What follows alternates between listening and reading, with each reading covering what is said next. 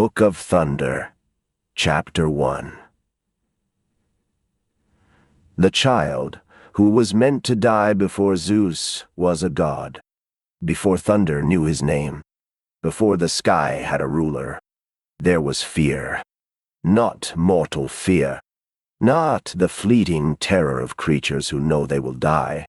This was the fear of a titan, ancient, vast, absolute, Kronos, ruler of the cosmos, devourer of time itself. He had heard the prophecy long before Zeus was born. One of your children will overthrow you. The words did not come as a warning.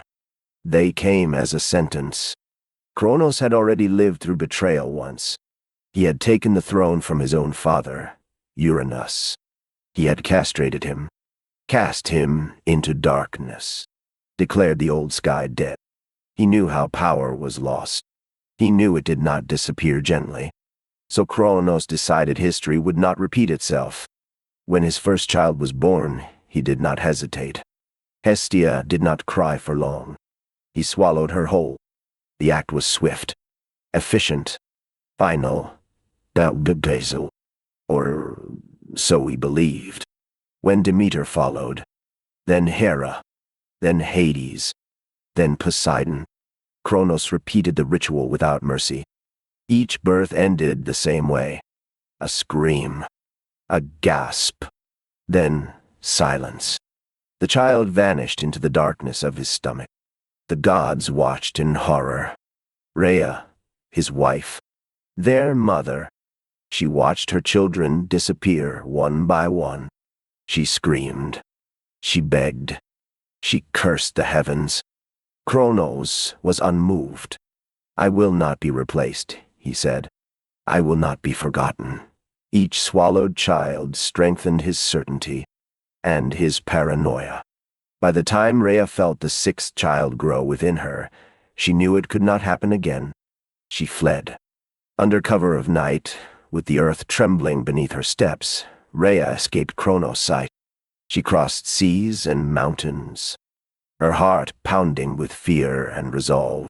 The world itself seemed to conspire with her. Winds covered her trail. Shadows stretched to hide her form. She reached Crete. There, in a cave carved into Mount Ida, Rhea gave birth. The child did not arrive with thunder. He arrived quietly, small, fragile, wrapped in cloth, breathing softly in the darkness. His cries were muffled almost instantly, not by force, by careful hands. Rhea stared down at him, tears falling freely.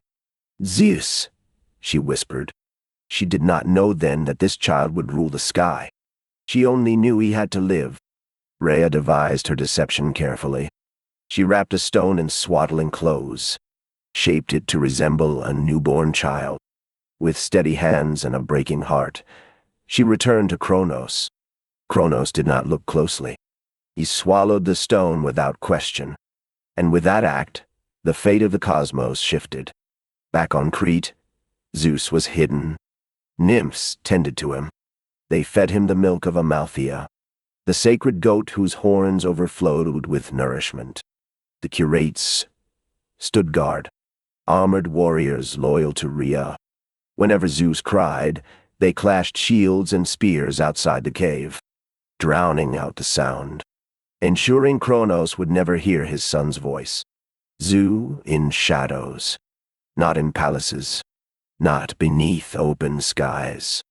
He grew beneath stone, listening to echoes, learning silence before speech, patience before power. As a child, he did not know fear by name, but he felt it. In the careful way others watched him, in urgent whispers, in the constant reminder that noise could mean death.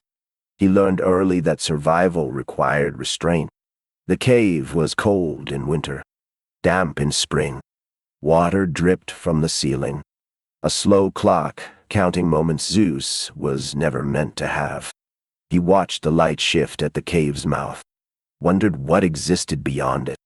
Sometimes Rhea visited. Her presence was warm, aching.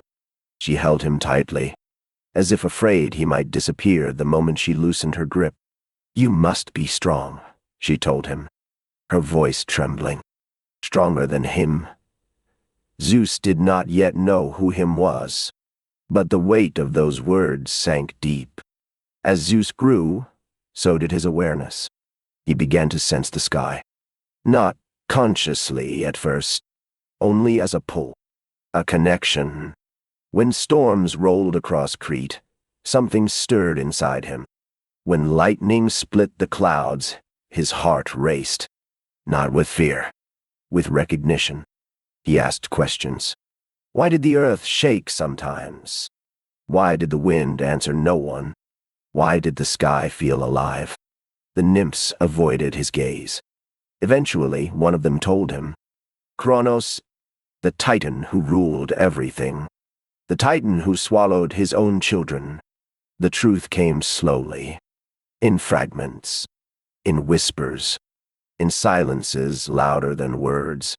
Zeus learned he had brothers and sisters. He had never met them.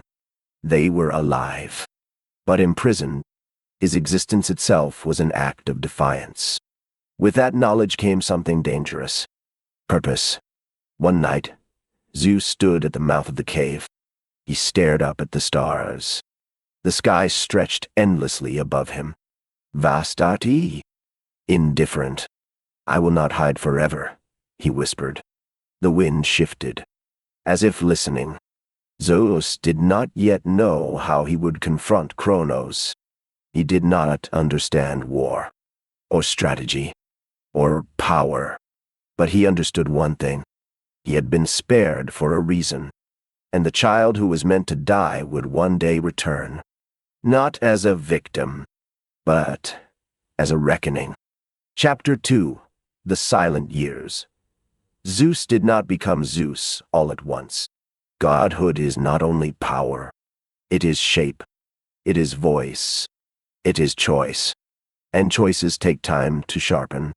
In Crete, the seasons changed like turning pages. Olive trees bent under wind and sunlight. The sea breathed in long, patient rhythms. Villagers came and went below the mountain, unaware that their sky was growing a future king in a cave above their heads. Zeus grew taller. His shoulders broadened. His eyes darkened with thought. The nymphs noticed it first. The way he listened before he spoke. The way he watched people the way hunters watch deer. Not with cruelty, with attention. As if he were always measuring the distance between what someone said and what they truly meant. He was learning. He asked questions that did not sound like a child's curiosity. They sounded like preparation. Why do rulers fear? He asked one evening. The air smelled of rain. The mountain was quiet. A nymph answered softly, one old enough to have seen titans walk the earth. Because rulers know what they have done, and they know someone may do it back. Zeus stared into the dark. Then Kronos fears because he harmed his father. Yes, and he harms his children because he fears being harmed. Yes, Zeus' jaw tightened. Then fear makes monsters. The nymph did not argue. She watched the way Zeus's hands clenched, and wondered what kind of monster the world would need to end another. There was a time when Zeus hated Kronos. Hatred is simple when you are young.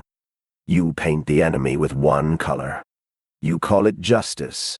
But Zeus's hatred changed. It became quieter, more dangerous. He began to understand that Kronos was not only evil, he was familiar. A father terrified of losing control. A ruler who mistook domination for safety. A titan who slew his own father and spent eternity fleeing that shadow. Zeus saw the pattern. He feared it. Not for Kronos, for himself. Because power is a mirror. And the greatest temptation of power is not cruelty. It is repetition. During those years, Zeus trained with the curates. They taught him to fight, but more importantly, They taught him restraint. "Strike only when it matters," one warrior said. "A loud man announces his strength. A strong man does not need to." Zeus learned to move silently over stone, to climb cliffs as if gravity were negotiable. He learned to read weather the way sailors read maps, and the storms began to feel like relatives. When thunder rolled across the island, Zeus felt it in his bones, not as fear, as recognition. A low, answering hum deep in his chest. He told no one. He only watched the clouds, as if waiting for them to speak his name. One night, while the Crete slept, a figure stepped into the mouth of the cave. She did not arrive with footsteps. She arrived with presence. Metis. Her eyes were sharp, bright with knowledge, and something older than knowledge. Strategy. She looked at Zeus as if she already knew every path his life could take. "You're late," Zeus said, his voice steadier than he expected. "You're early," Metis replied. "Who are you?" "Someone who understands that brute force is only half of victory." Zeus's gaze narrowed. "Are you here to train me?" "I am here to prevent you from becoming your father." The words struck him like cold water. "I am not Kronos, not yet," Metis said. "That is the point." Zeus hated how true it sounded. Metis sat as if she owned the cave, as if she owned the future. She spoke of titans and gods, of alliances, of weaknesses that looked like strengths, of strengths that hid weaknesses. She spoke of the world as if it were a board. And Zeus realized something. Kronos' greatest weapon was not size. It was experience. "You cannot beat Kronos by being stronger," Metis said. "He has ruled too long. He has crushed too many rebellions." "Then how?" Zeus demanded. "By being smarter," she said. "By turning his fear into your tool." Zeus leaned forward. "Teach me." And the silent years deepened. Metis taught more than tactics. She taught philosophy. That justice without mercy becomes tyranny. That mercy without justice becomes weakness. That love can be a weapon, and a weapon can become love. She taught him the question every ruler must face. Do you rule to protect the world, or to protect your throne? Zeus listened. He learned to slow his anger, to hide it behind calm, to let enemies underestimate him, to let friends misunderstand him if misunderstanding kept them safe. He felt the weight of leadership before he ever wore a crown. Sometimes, on clear nights, Zeus sat outside the cave. He stared at the stars until his eyes watered. He thought of his siblings. Names he did not know. Faces he had never seen. Lives swallowed before they began. He wondered if they were alive. He wondered if they hated him for being spared. Metis spoke one night. "You think you're alone." Zeus said nothing. "You're not," she said. "But leaders often are. Will I save them?" Zeus asked. "You will try," Metis replied. "And trying will change you." Zeus looked at his hands. Strong, calloused, capable. Strength did not comfort him, because he knew ending Kronos would not be simple. It would be transformation. When storms rolled in from the sea, Zeus felt them answer more clearly. Lightning flickered. For the first time, he sensed he could pull it closer, like tugging a thread in a tapestry. He tested it in secret, with caution. He stood on a cliff during a storm. Rain soaked his hair. Wind cut his skin. He lifted his hand toward the clouds. For a moment, nothing happened. Then the air grew tense, charged, alive. A thin bolt of lightning cracked the horizon. Not near him, but responding. Zeus lowered his hand. He did not smile. He whispered, "Soon," because he understood now. Power is not a prize. Power is a responsibility that can destroy you. And in those silent years, Zeus was not only shaping himself into a weapon, he was trying, desperately, to become something better than the monster he was meant to overthrow. Yet the future waited. Kronos still sat on his throne, swallowing fear, calling it safety. The war was coming, and Zeus, the hidden child of Crete, was no longer only surviving. He was preparing to rise. Chapter 3. The war that shook the cosmos. The first step toward a throne was not a crown. It was poison. Zeus learned that on a night so quiet it felt staged, as if the world itself were holding its breath. Crete slept beneath a low sky.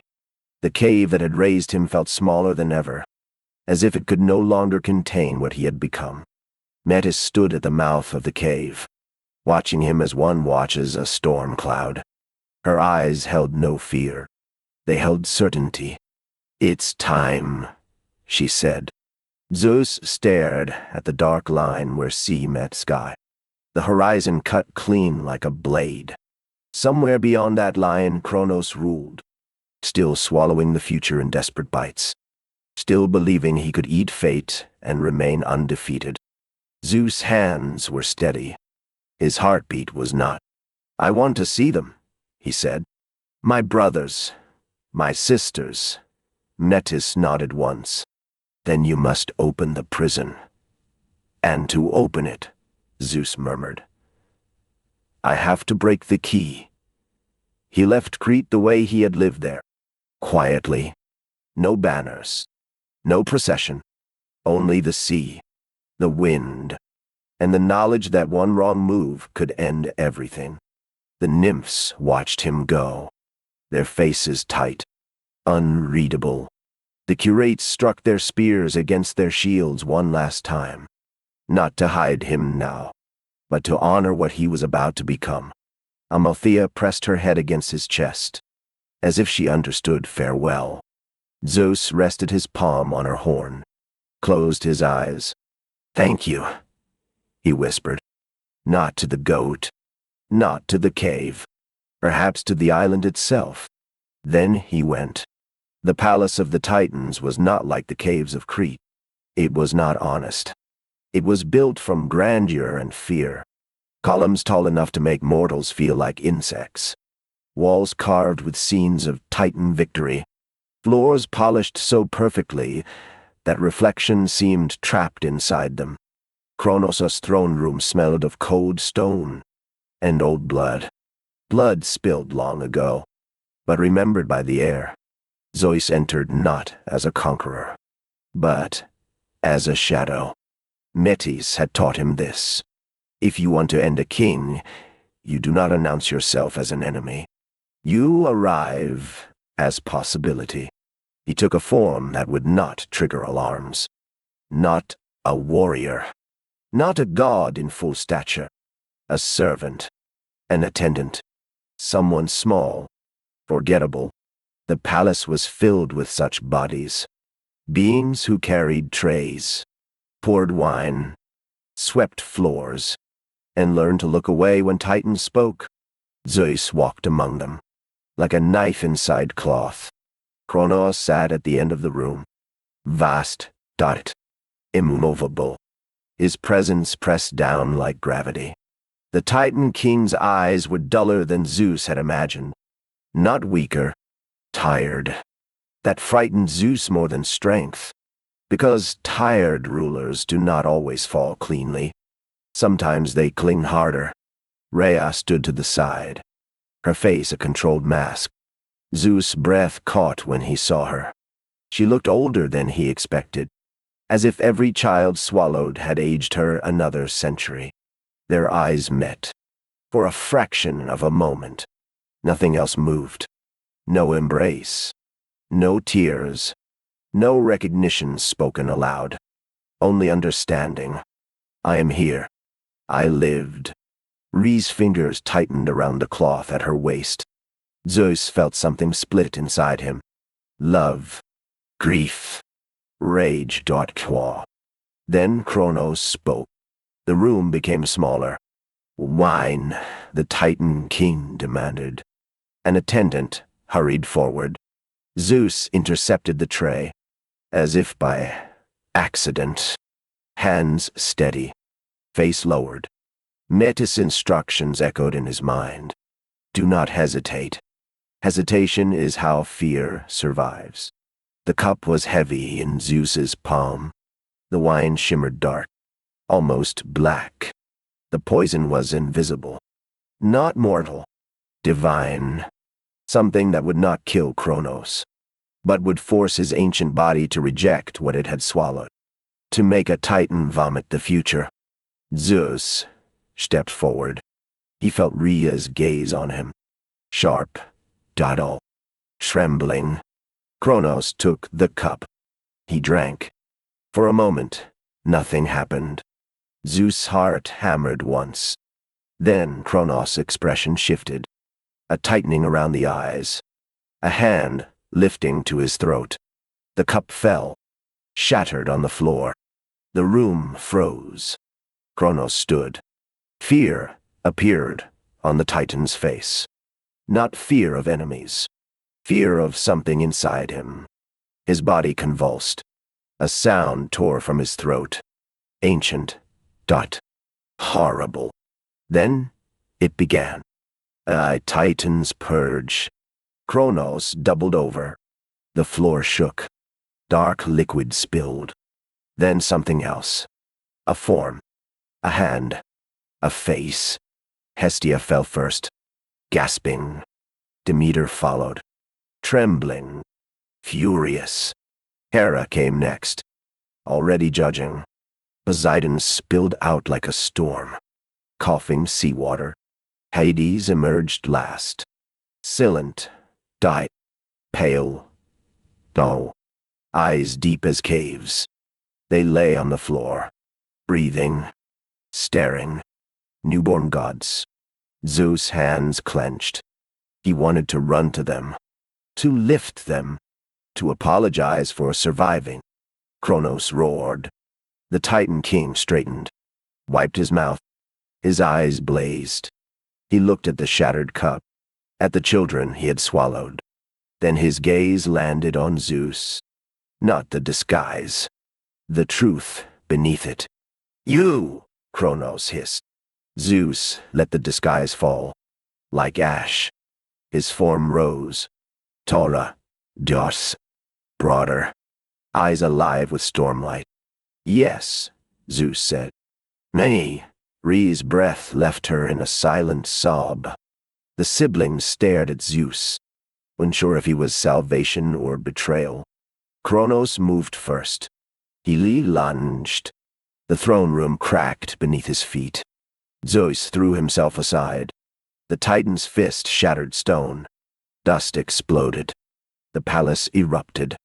Titans shouted. Gods surged. The world shifted. War had begun.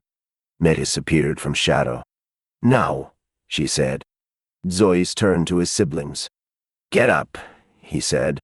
"If you want to live, you move." Poseidon rose with a snarl. Hera stood with cold control. Hades moved like smoke. Demeter's hands curled. Hestia's eyes shone. Gentle, fierce. They fled as Kronos' roar chased them. Outside, the Titan realm stretched vast, bleak, older than earth or sky. Titans gathered. Zeus did not run blindly. Metis guided them through corridors, past halls carved with conquest. "You're the one who lived," Hera said. Accusation and awe tangled together. "Where were you?" Zeus flinched. "Alive," he said. "Hidden. Convenient," Poseidon laughed. Hades said nothing. Demeter's voice shook. "We were swallowed. We were nothing." Zeus stopped. "I didn't choose it," he said. "And I didn't forget you." They stared at each other. Siblings forged by trauma. Kronos' voice thundered again. Metis pointed downward. "Tartarus." That's a prison, Zeus said. Exactly, Metis replied. And inside are the ones who will help you win. They descended. The air grew heavy. Cold. Ow. Hades looked almost comfortable. This place remembers, he murmured. They reached a sealed wound in the earth. Chains bound it. Runes pulsed. Zeus placed his palm against it. The seal resisted. Thunder answered in his chest. The stone shuddered. The chains snapped. Darkness rushed out. Cyclopes emerged. Then the 100-handed giants. Hatred burned in their eyes. Who breaks our chains? One asked. Zeus, he said. A god. A son of Kronos. Silence. Then you have come to kill your father. I have come to end his rule. The Cyclops laughed. Good. They forged a weapon. Lightning shaped into form. The first thunderbolt. When Zeus held it, power surged. This was identity. Above, war raged. Zeus and his siblings emerged. Giants at their backs. Kronos waited. You should have been swallowed, he growled. You swallowed my family, Zeus replied.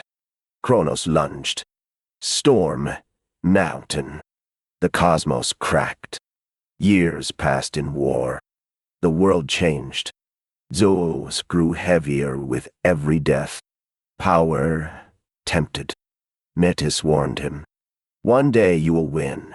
Then the danger begins. What danger is worse than Kronos? You, the final battle, split the sky. Father and son faced each other. You think you'll be better, Kronos said. I have to be, Zeus answered. Lightning struck. Kronos fell. Zeus did not kill him. He chained him. Because restraint felt like difference, or perhaps like control. The war ended. The world scarred. The Titan's age ended. The gods' age began. Yet Zeus knew the truth. Winning a war does not make you good. It only makes you powerful. And power can illuminate. Or burn. Chapter 4. King of Gods, Prisoner of Desire. They built Olympus the way wounded men build walls. Not only to rule, but to feel safe. After the war, the world did not celebrate with the innocence Zeus had imagined in his younger years. There was no clean ending. No perfect sunrise. The Titans had fallen, yes, but their fall left craters in the earth, scars across the sea, and a silence so wide it felt like judgment. Zeus stood on the slopes of Mount Olympus and looked down at the land below. The air was thinner here, sharp with cold and possibility. Clouds drifted like wandering spirits. Sometimes so close he could have reached out and touched them. This mountain had been only a peak before. Stone dot. Snow dot. Wind dot. Now it would become a symbol. A throne carved into the sky. Hera arrived beside him in the early light. Her steps measured. Her face unreadable. She had been swallowed, imprisoned, reborn, and she carried that history like armor. We should not wait, she said. Zeus did not turn. For what? For rebellion, Hera replied. For resentment. For the moment our victory becomes someone else's excuse, Zeus exhaled. He could feel it too, like pressure behind the eyes. Even among the gods who had fought beside him, the hunger for power had not vanished. It had simply changed shape. Poseidon wanted the sea. Hades wanted the underworld. Demeter wanted the earth to heal, and wanted control over what grew and what died. Hestia wanted peace, but peace was fragile when everyone carried war inside them. And Zeus wanted something he did not yet know how to name. Not merely rule, something deeper. Validation. A throne does not only give authority, it promises meaning. So they built Olympus. They raised halls of marble and gold that caught sunlight like fire trapped in stone. They carved columns tall enough to make even gods feel small. They set the palace high above the mortal world, not only because the sky suited Zeus, but because distance makes rulers feel invincible. When the palace was finished, Zeus sat on a throne forged from Titan remnants, metal taken from weapons that had tried to kill him, reshaped into a seat that would hold him above all others. He felt the weight of it immediately. Not physical weight, something heavier, expectation. Eyes turned toward him. Gods waiting for decrees, for boundaries, for the shape of the new world. Mortals below, still unaware, would soon feel the tremors of this new order. Zeus straightened, thunder stirring in his chest. He spoke his first laws like a man stepping into a role he had rehearsed in silence for years. The underworld would belong to Hades. The sea would belong to Poseidon.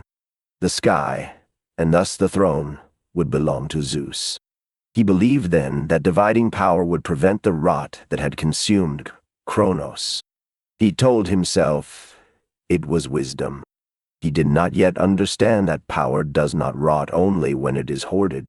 Sometimes it rots when it is justified. Poseidon accepted the sea with a grin. "At last," he said, and his laughter rolled like waves. Hades said nothing. He simply nodded once, eyes dark.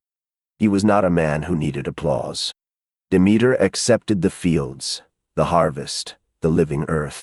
Her gaze lingered on Zeus with something like caution. She had seen men who promised peace become tyrants in the name of safety. Hestia asked for no kingdom. She asked only for the hearth, the home, the flame, the place where beings could gather and not feel hunted. Zoe agreed quickly, grateful for anything that felt gentle. Hera watched all of it, expression tight. Later, when the others had left the throne room, Hera approached Zeus alone. "We need a queen," she said. Zeus frowned. "We need stability, and stability needs a face," Hera replied, her voice calm, the air around her sharp. "A king without a queen looks unfinished, weak." Zeus studied her. Hera had been his sister and his ally, but there was something else in her now, pride sharpened by humiliation.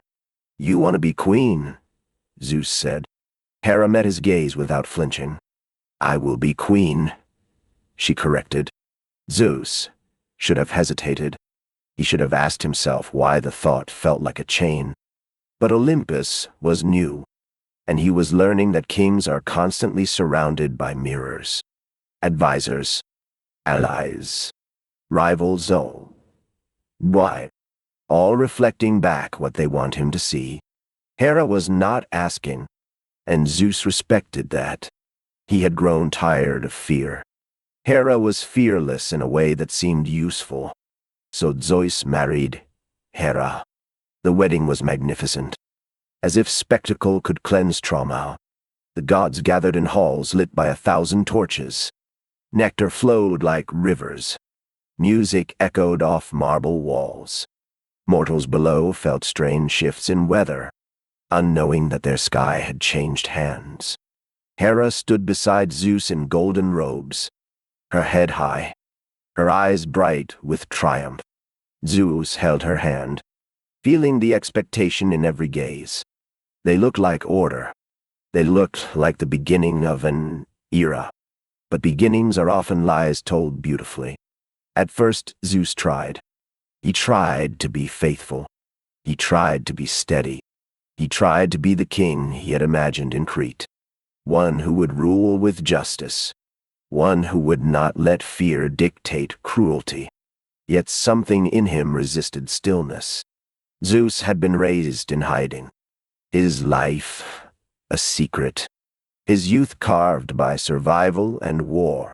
He had never learned the simple rhythm of peace. Now that he had power, peace felt like an empty room. And Zeus could not stand emptiness. The first time he looked down from Olympus at the mortal world, He felt curiosity swell like a tide. Humans moved in small lives, building fires, carrying water, falling in love, betraying each other, praying in desperation. They were fragile, temporary, burning bright and short like candles. Zeus felt something twist in his chest. He told himself it was compassion. It was not only compassion, it was desire. Because mortals looked at gods the way hunger looks at food. They worshipped, they feared, they adored. Their eyes carried the kind of devotion Zeus had never received as a hidden child in a cave. Their affection was worship that did not challenge him. Unlike Hera's love was not soft. It was proud, demanding. It expected Zeus to be worthy. It expected him to be consistent. Mortals did not demand consistency. They offered surrender. The first affair was not planned like a war strategy.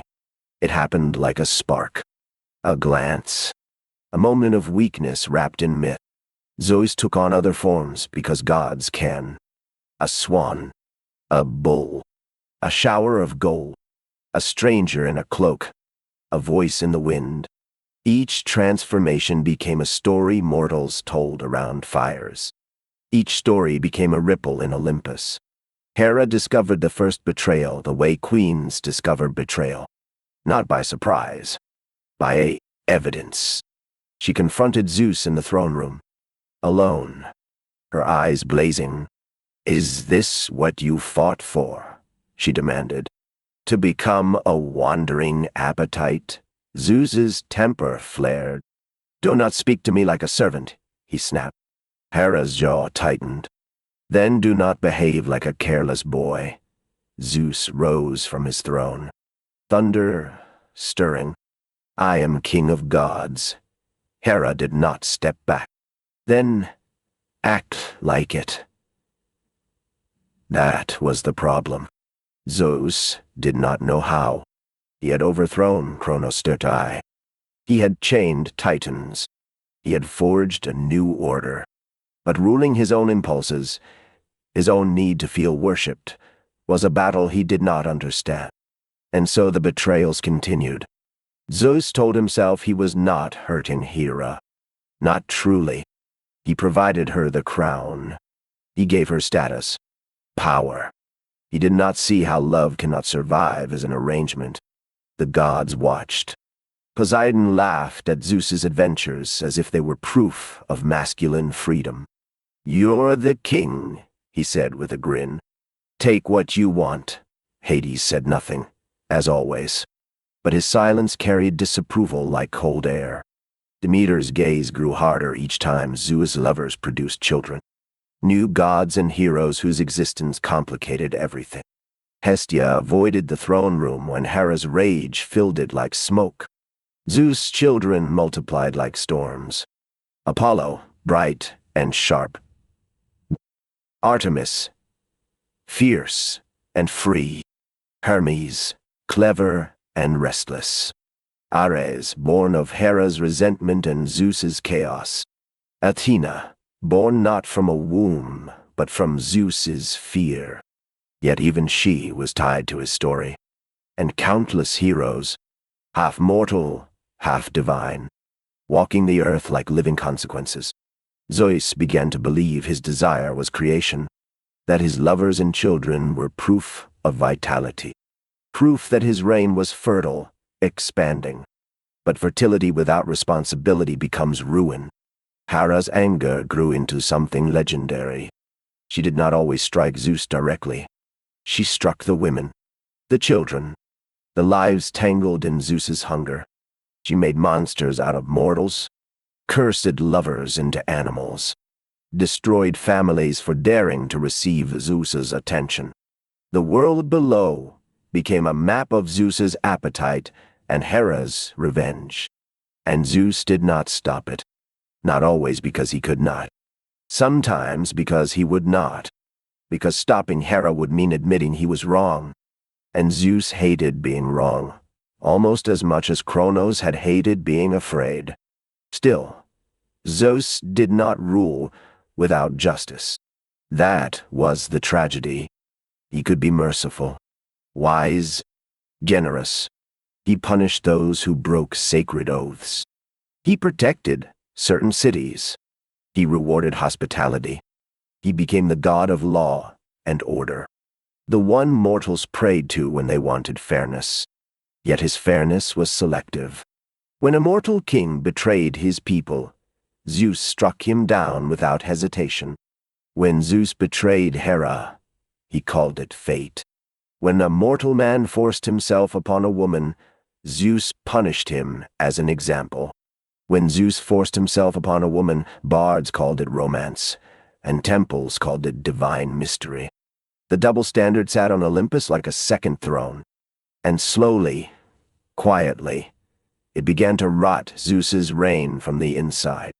One night, after a particularly violent confrontation, Zeus walked alone through the palace halls. Torches flickered. Shadows moved like memories. The marble floor reflected him. Kingly, tall, crowned. But the reflection did not look satisfied. It looked haunted.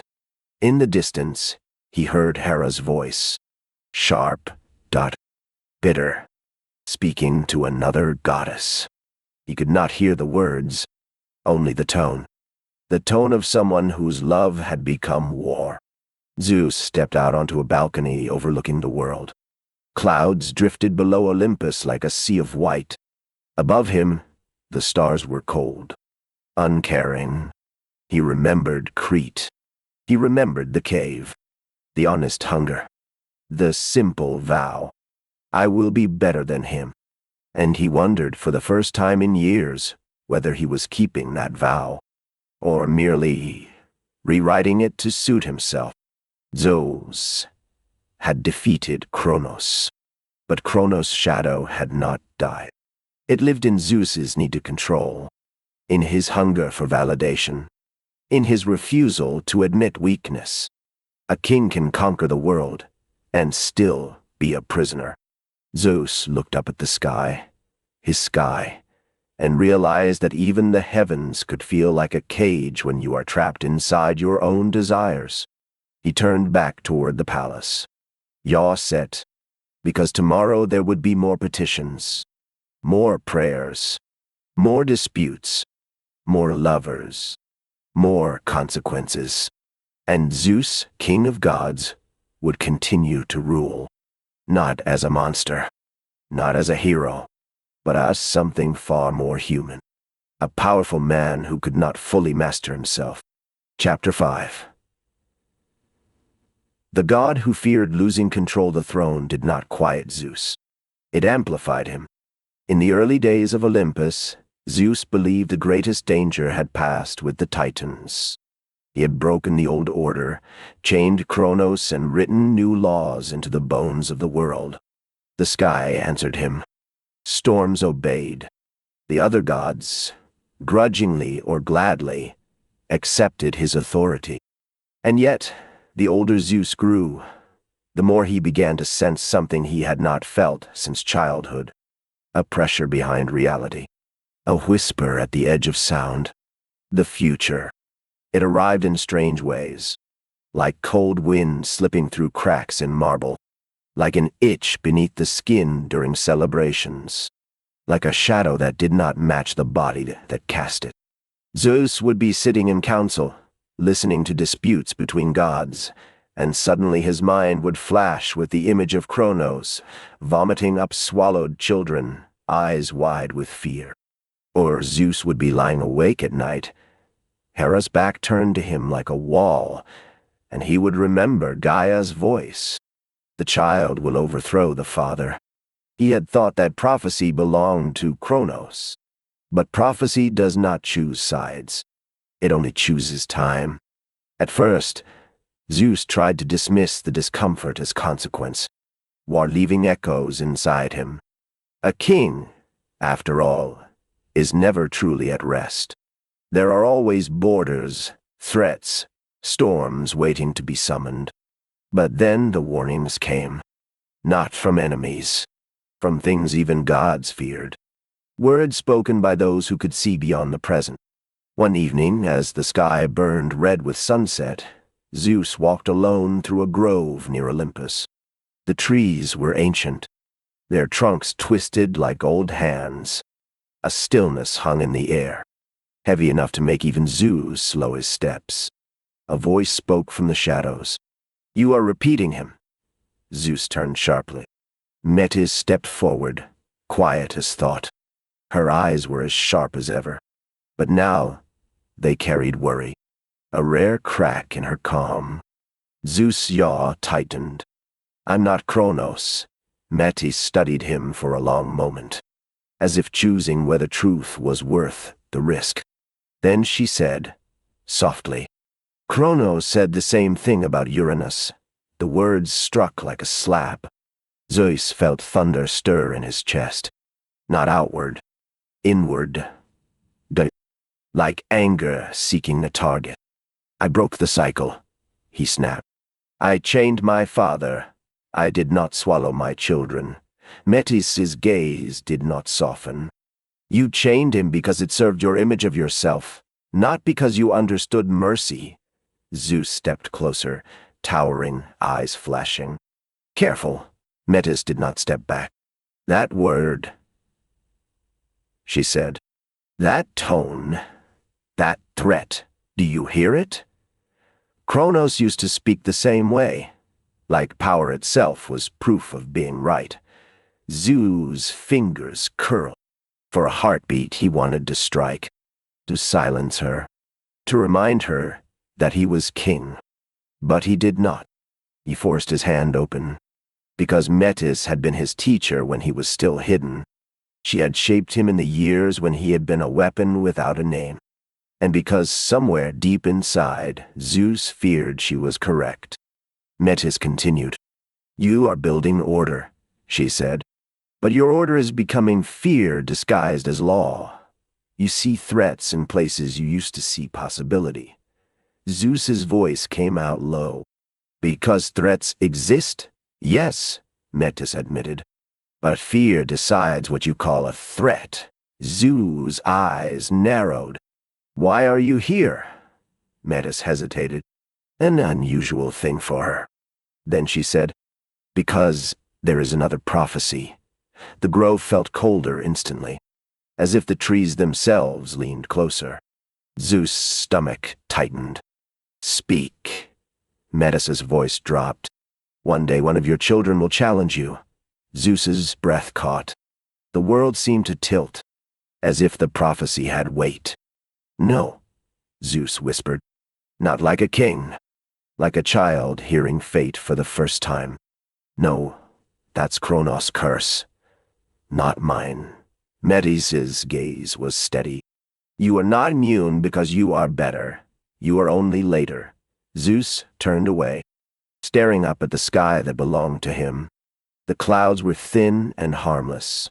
Birds moved like dots. The air smelled of pine and distant rain, and yet he felt suddenly suffocated. Metis stepped closer. "If you want to avoid becoming Kronos," she said, "you must choose differently when the moment comes." Zeus's voice sharpened. "What moment?" Metis's eyes held something like sorrow. "The moment you decide what you will do with a prophecy." Zeus's throat tightened. He remembered Kronos swallowing children. He remembered Rhea's grief. He remembered the horror of being used as a weapon against one's own blood. And he realized with sick clarity, Kronos had not swallowed his children because he hated them. He had swallowed them because he could not bear uncertainty. Because a king who fears losing control will do anything to keep it. Zeus returned to Olympus that night with storm in his blood. Hera saw it immediately. She watched him from the threshold of their chambers, eyes narrowed. "You look haunted," she said. Zoyun did not answer. Hera's lips tightened. "What now? Another lover, another mistake." Zeus's voice came out hard. "Not everything is about your jealousy." Hera stepped closer, her presence sharp. "Everything is about your weakness," she said. Your inability to be satisfied. Zeus's eyes flashed. Enough. Hera did not flinch. Say it, she demanded. What frightened you? Zeus hated that she could read him. He hated that she wanted to, after everything. He hated that her anger still cared. He turned away. Nothing. Hera laughed, cold. That's what frightened men say. Zeus's hands tightened at his sides. Thunder rippled faintly in the air, making the torches flicker. Hera's gaze stayed fixed on him. You think you're the only one who hears rumors, she said. Whispers travel even to queens, prophecies, predictions. You have enemies. You have children. You have consequences. Zeus' jaw clenched. I will handle it, Hera's voice sharpened. And how do you plan to handle your children, Zeus? The word children felt like a wound. Zeus stormed out of the chambers and into the halls, leaving Hera behind. The marble corridors echoed with his footsteps like accusations. He wanted to be alone. But even alone, he could not escape the prophecy. It followed him like a second shadow. In the days that followed, Zeus became more alert, then more suspicious, then, slowly, more paranoid. He watched Poseidon with new eyes, wondering whether the sea god resented him more than he admitted. He watched Hera, wondering whether her anger could become rebellion. He watched Demeter, sensing how easily the earth could deny harvest if she turned against Olympus. He watched Hades with quiet unease, because Hades never spoke of loyalty. He simply existed, and existence was hard to control. Zeus began to tighten his grip, not openly at first. Small decrees, new rules, new punishments for disobedience, more attention to oaths and violations, more swift thunder sent down to remind mortals that the sky still had teeth. Mortals felt it, in storms that came too sudden, in lightning that struck temples and palaces like warnings. They began to worship Zeus, not only as king, but as threat. And Zeus told himself it was necessary, because fear maintains order. He told himself he was preventing chaos. He did not admit he was becoming addicted to certainty. Then Metis returned. She came in the form of a whisper in Zeus's mind, a quiet presence that felt like the memory of his better self. She asked to meet him away from the court, away from Hera, away from eyes that always demanded performance. Zeus agreed. They met in a high chamber of Olympus, where the wind could be heard even through stone. Metis spoke without softness. You're tightening the world like a fist. Zeus's eyes narrowed. I'm protecting it. Metis shook her head. You're protecting your throne. Zeus's temper flared. My throne is the world's stability. Metis stepped closer, eyes sharp. That's what Kronos said. Zeus's chest tightened. Stop comparing me to him. Then stop acting like him, Metis replied. Silence fell. Zeus stared at her, and the thing he had been avoiding rose like poison. If prophecy says I will be overthrown, what do I do? Kronos had chosen the simplest answer. He had eaten his future. Zeus had promised he would be different. But being different was hard, because being different meant living with uncertainty. Zeus' voice came out tight. What does the prophecy say? Metis hesitated. Then, quietly, it says your child will be wiser than you, and that wisdom will undo you. Zeus felt the words sink into his bones. Wiser than him. Undo him. He imagined a child looking at him the way he had looked at Kronos, seeing fear behind power, seeing hypocrisy behind law. He felt something inside him crack. Metis reached out as if she could steady him. But Zeus stepped back. Who said this? Zeus demanded. Metis' voice lowered. The threads of fate, the old ones. the kind you cannot threaten into silence. Zeus's eyes flashed. Then tell me how to stop it. Metis's expression softened for the first time. You cannot stop fate by violence, she said. You can only change yourself, so you do not deserve it. Zeus stared at her as if she had spoken a foreign language. Change himself. A king. The king. The idea felt impossible. Zeus' voice turned cold. I can stop it in other ways. Metis's eyes widened slightly. Zeus, no. But Zeus had already decided. If wisdom was the danger, then wisdom would be contained. It happened not in a grand battle, but in private, because the darkest decisions are often made in silence. Zeus invited Metis to a feast. Small, intimate, disguised as reconciliation. He spoke gently. He laughed when she laughed. He made her believe, for a moment, that the old Zeus still lived. Metis watched him with cautious hope.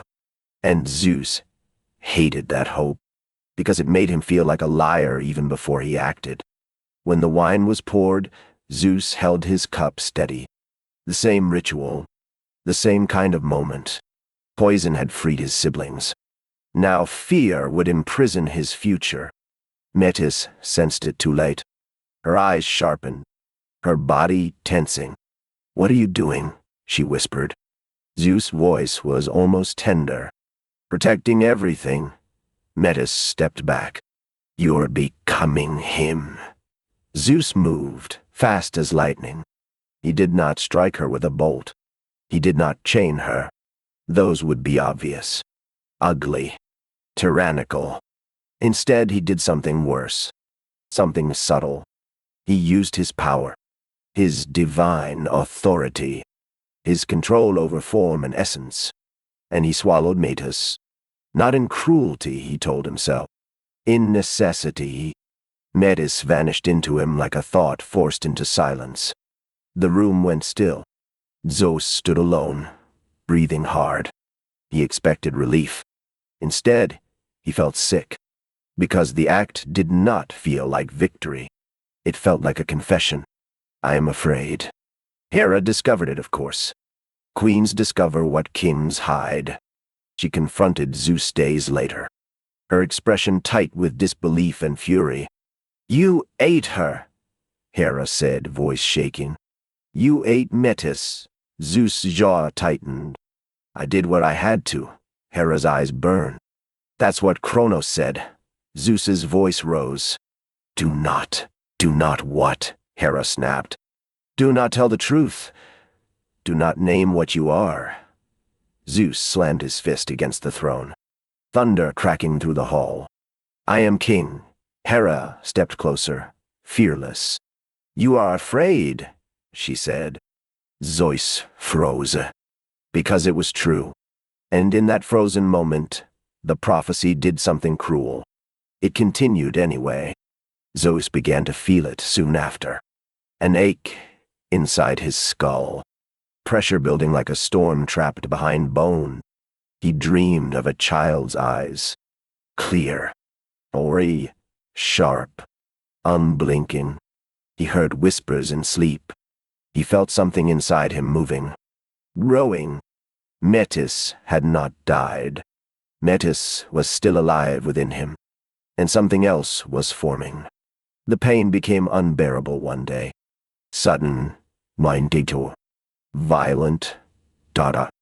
Zeus collapsed in the palace, clutching his head, roaring as if the sky itself were tearing apart. The gods gathered, alarmed. Poseidon stormed in, eyes wide. What is happening? Hera stood rigid, expression pale. This is his punishment, she whispered. Hephaestus came with tools. Hermes darted around, frantic. But it was not craft that resolved it. It was inevitability. Zeus screamed, and the scream shook Olympus. Then his skull split open in blinding light. And from that light emerged Athena. Not a baby, a warrior, a goddess fully formed, armored, eyes sharp with intelligence older than fear. She stepped out of Zeus's head as if she had always been there, her spear gleaming, her gaze calm. The gods fell silent. Zeus lay on the floor, breathing hard, staring at Athena as if staring at a prophecy made flesh. Athena looked at him, not with hatred, not with awe, with clarity. And that clarity terrified Zeus more than Kronos ever had, because Kronos had been an enemy outside him. Athena was an answer born from his own fear. Athena bowed her head slightly, respectful but not submissive. "Father," she said. Zeus swallowed, throat tight. "Daughter." Hera's eyes narrowed. She recognized it instantly. This child was not like Zeus's others, born of lust, chaos, and impulse. This child was born of strategy, of control, of the very thing Zeus had tried to swallow. Wisdom. The prophecy had not been prevented. It had merely changed shape. Zeus rose slowly, head still aching, and looked at Athena with something like dread. He saw in her the possibility of being judged, of being corrected, of being surpassed. And his grip tightened again, not visibly, internally. He began to treat Athena not as a child, but as a rival he dared not admit was a rival. He watched her alliances. He watched her influence among gods and mortals. He watched how easily others respected her. Not because she threatened, because she understood. And Zeus realized something brutal. Fear is contagious.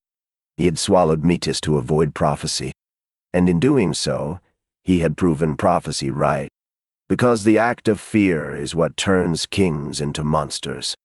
Zeus looked out from Olympus at the mortal world, at the storms. He commanded. At the prayers rising like smoke. He still had the throne. He still had power. But inside him, something had shifted. The hidden child of Crete, the one who had vowed to be better, felt farther away than ever. And Zeus wondered, in a quiet corner of his mind, if I am afraid of my children, what does that make me? The answer came not in words, but in the cold reality of Athena's steady gaze. It makes you a king who has begun to lose himself. And losing yourself for a god is the first true step toward falling. Chapter 6. Start. The fall. Without a fall, Zeus never fell the way Kronos fell. There was no single thunderbolt that struck him from a higher throne.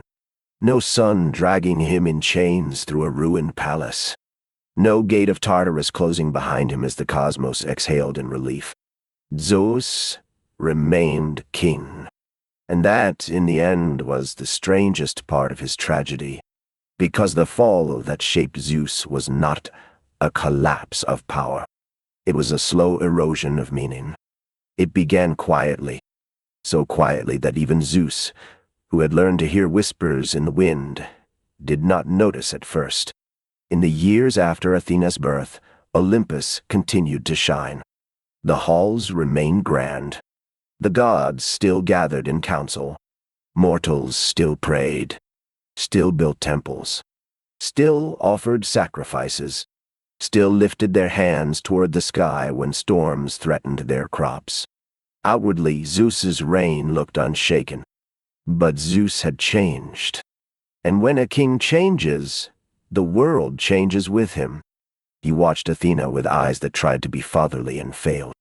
Athena moved through Olympus with calm intelligence, speaking only when she had something worth saying, listening with a patience that felt almost merciless. She did not demand worship. She earned respect. She did not threaten. She reasoned. And reason is dangerous in a world ruled by gods. Zeus saw mortals begin to call Athena's name not only in battle, but in thought. When they sought strategy, wisdom, clarity, he saw them dedicate libraries, councils, and cities to her. He saw how the kind of devotion she inspired was different from fear. It was admiration. Zeus had always been worshipped, but admiration was something else. It did not feel like surrender. It felt like choice. And Zeus, who had come from hiding and war, was not comfortable with being chosen. He was comfortable with being inevitable. So he began to tighten his world again, not by swallowing gods. He had learned that lesson too loudly, but by shaping the story, by deciding what was permitted to be celebrated and what was to be punished. He still punished oath-breakers, still struck down arrogant kings who mocked sacred law, still punished those who violated hospitality, the old sacred bonds that held mortals and gods together. Yet his punishments became more theatrical, more public, more instructive. Lightning did not only kill, it sent messages. Storms did not only come, they warned. Zeus was trying to keep the world in line with awe. And awe, over time, begins to taste like fear. Hera watched him, her expression often unreadable, her anger now less explosive but more corrosive, like acid slowly eating through marble. She had fought Zeus for his betrayals. She had punished his lovers, cursed his children, broken mortals who had done nothing but be seen.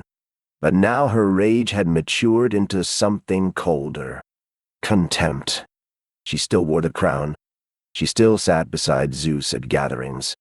But the space between them felt like a canyon filled with old arguments and unsolved grief. Sometimes Zeus would look at Hera and remember the wedding, the optimism, the illusion of a clean beginning.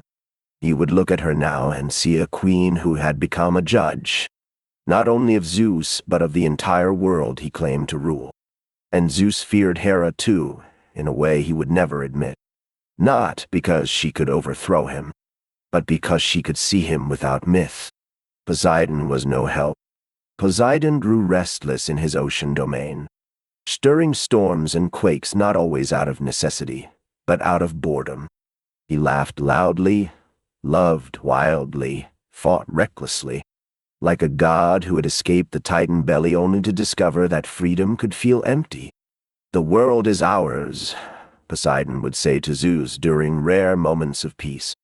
"Why do you look like you're still hiding?" Zeus hated that question, because some part of him was still hiding. Not from Kronos, from himself. Hades remained in the underworld, distant and silent. He ruled the dead with cold consistency, never asking for more than his share, never inviting Olympus into his realm. Zeus envied Hades sometimes. Hades did not need to be loved. He did not need to be admired. He simply ruled. Demeter watched mortals with growing sorrow. The earth healed slowly from the Titan war, but mortals continued to suffer, not only from nature but from gods. She saw Zeus's punishments, Hera's curses, Poseidon's storms, Ares's bloodlust, Aphrodite's chaos. Mortals were the grass beneath divine footsteps, trampled, regrown, trampled again. And Demeter began to withdraw her affection from Olympus. Not rebellion, withdrawal. A quiet refusal to continue giving the gods endless harvest when they treated life like a stage for their dramas. Zeus, sensing her distance, grew more rigid. Because rigid kings do not know how to ask for forgiveness. They only know how to demand. And demanding is not the same as ruling. The mortals changed too. At first it was subtle. Fewer sacrifices in certain temples. More whispers in villages. Questions, doubts, resentments. Why did Zeus strike one city but spare another? Why did the gods demand loyalty but offer chaos? Why did the heavens punish the innocent when the guilty remained rich and untouched? In the early era, Mortals had accepted suffering as a natural part of divine life. But as civilization grew, as minds sharpened, as stories spread across seas, mortals began to do something new. They began to interpret gods instead of obeying them. They began to tell Zeus's stories as entertainment, not instruction. They painted him in dramas, sung him in songs, argued about him like philosophers rather than worshippers. Zeus remained powerful, but he was becoming narrative. One day, Zeus sat on his throne and watched a procession of mortals come to the gates of Olympus. They carried gifts: gold, wine, incense, animals bound for sacrifice. They knelt. They prayed. But Zeus felt it. Something missing. Their fear was less sharp. Their devotion less desperate. Their worship felt practiced, like tradition rather than terror. Zeus' stomach tightened. He remembered Kronos' eyes when the prophecy became real. He remembered the moment Kronos recognized him. Zeus had thought victory would erase that terror. Instead, terror had simply changed shape. Now the fear was not of being overthrown by force. It was of being forgotten. A king can survive rebellion and still lose everything if his name becomes irrelevant. And Zeus, the god of sky and thunder, began to dread silence more than storms. He turned to Athena more and more, trying to pull her into his orbit, trying to control the shape of wisdom in his reign. Athena met him with respect, but not submission. When Zeus demanded, Athena asked why. When Zeus punished, Athena questioned proportion. When Zeus sought control, Athena offered strategy, not to dominate, to balance. It infuriated him, not because she was wrong, because she was right, and rightness has a way of making kings feel naked. One evening, Zeus summoned Athena to a private chamber high above Olympus. The room was filled with maps, celestial charts, and tablets carved with laws. Zeus sat at a table rather than on his throne, trying to look less like a king and more like a father. Athena entered calmly, armor shining faintly. She bowed her head. "Father?" Zeus gestured to a seat. "Sit." She sat. Zeus studied her for a moment. Then, quietly, "Do you think they will stop believing?" Athena's eyes lifted. "Who?" "The mortals," Zeus said. The word sounded almost bitter. Athena did not rush to reassure him. That was not her way. She paused as if weighing honesty. Then she said, "Belief changes." Zeus' jaw tightened. "That's not an answer." "It is," Athena replied softly. "Belief is not a chain. It's a relationship." Zeus's fingers curled around the edge of the table. "They owe us." Athena's gaze sharpened. Not with aggression, with clarity. "Do they?" she asked. "Or do we owe them something too?"